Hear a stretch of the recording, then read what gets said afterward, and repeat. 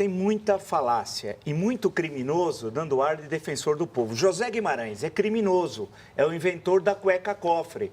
O Christian Dior do PT, esse que apareceu há minutos atrás, criminoso, roubou 400 mil reais. Vamos ver quem é quem que está falando o nome do povo. Não atualizados. De um empréstimo do Banco do Nordeste. Então, ele não tem autoridade nenhuma. Defendeu o projeto criminoso de poder até o fim. E, William, se nós estamos nessa situação, é por causa de dois criminosos, Lula e Dilma, que destruíram a estrutura do país, os bancos, as empresas estatais, os orçamentos. Então, o PT construiu a maior crise da história do Brasil e agora a piada do poder por crime, né? Vai para a oposição e imputa o governo à razão da crise. Imagina o rombo que tem no orçamento esse ano. O ano que vem o rombo deve chegar a 140 bilhões.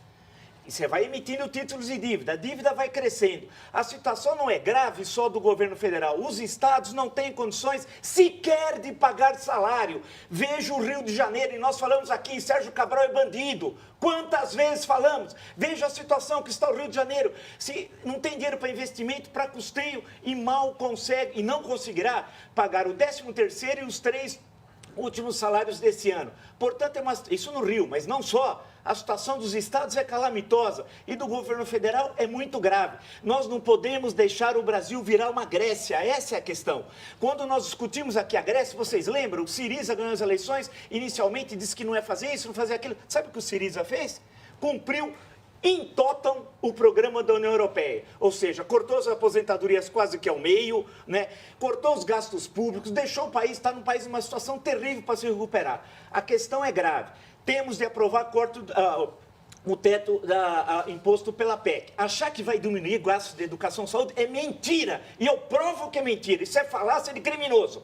Não tem diminuição de gastos de educação e saúde. O que há é uma limitação e melhorar a qualidade do gasto, tanto da educação, da saúde e do conjunto dos gastos públicos. Agora, quando se fala em privilégio, eu vi um ministro do Supremo sendo entrevistado, é importante ressaltar que tem de incluir também na limitação de gastos o Poder Judiciário, que tem um orçamento, no caso das Cortes Superiores, STJ, STF, fabuloso. Só o STF tem 3.500 funcionários, tem 250 recepcionistas. Se todos forem trabalhar ao mesmo tempo, tem de chamar a Justiça Trabalhista, porque não cabe todo mundo. Por outro lado, eu quero ver os gastos do Legislativo, os gastos só do Congresso, né, da Câmara e do Senado, que são altíssimos. Então, na hora que vamos falar em limitação de gastos, nós temos de ficar também de olho nos outros poderes, ou seja, acabar com os privilégios, proclamar finalmente a República no Brasil.